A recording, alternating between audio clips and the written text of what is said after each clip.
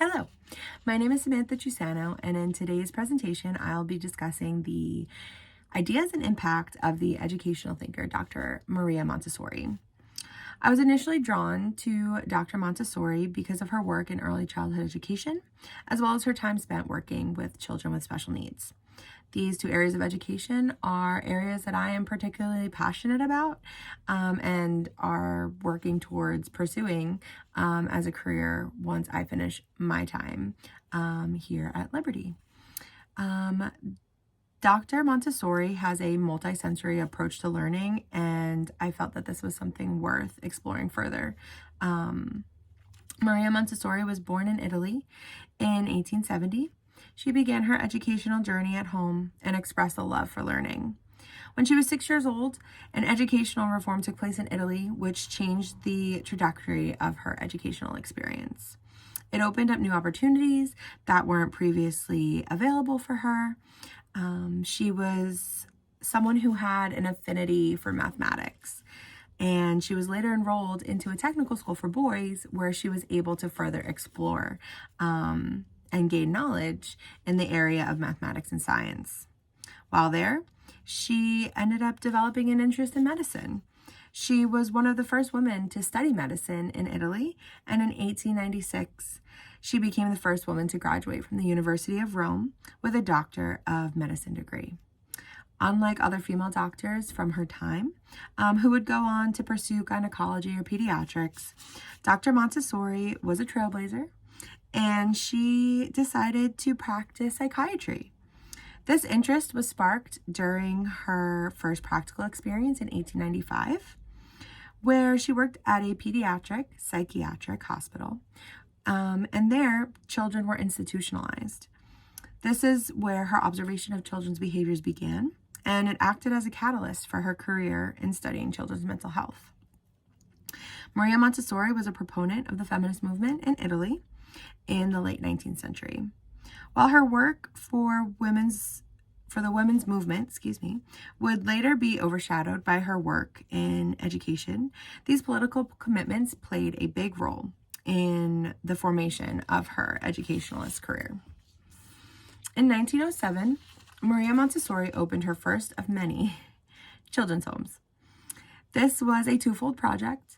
It helped to support her feminist work by providing a place where working mothers could be supported. It also served as a laboratory where she conducted her first experiments to build her theory through her observations of children.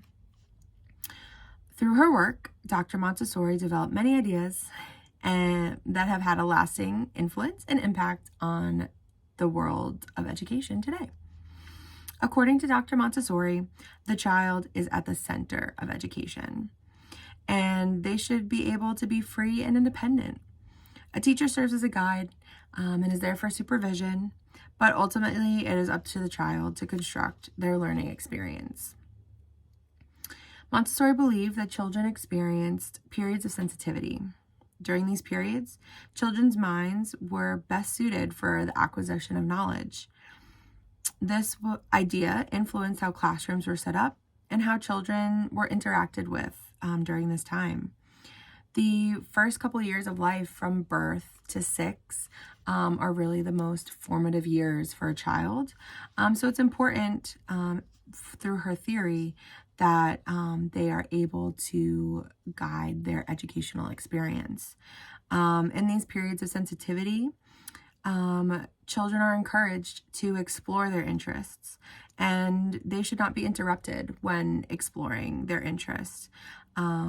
With whatever material they are working on, they should be freely able to work with it until they get a sense of completeness or are no longer interested in that particular task.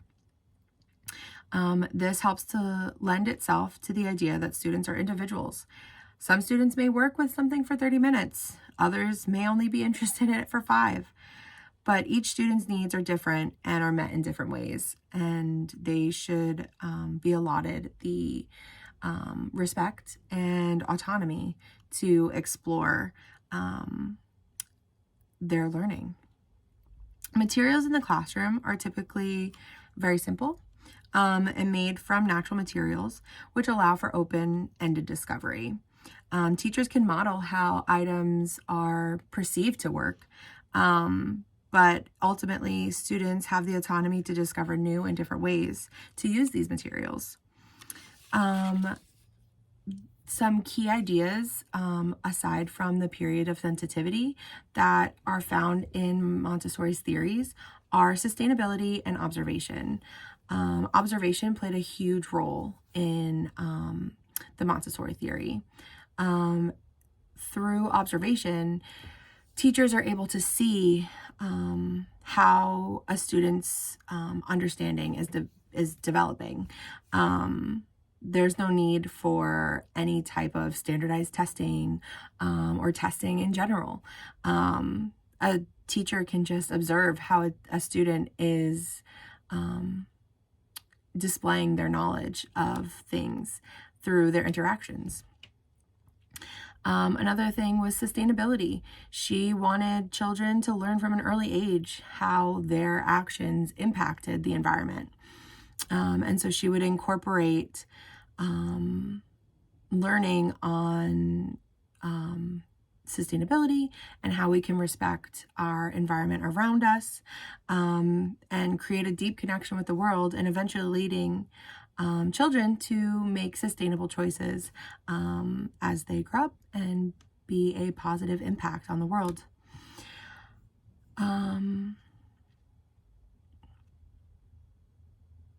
So to summarize, Montessori believed in periods of sensitivity, sustainability, and observation, and impacted the classroom and education by creating student-driven environments, child-centered environments, which allowed materials and the classroom environment to come down to the level of the child, to let them have autonomy, and ultimately be able to work in their environment freely and independently. I will leave you with this, a quote from Montessori. "Do not tell them how to do it, show them how to do it, and do not say a word. If you tell them, they will watch your lips move. If you show them, they will want to do it themselves." Thank you and have a wonderful evening.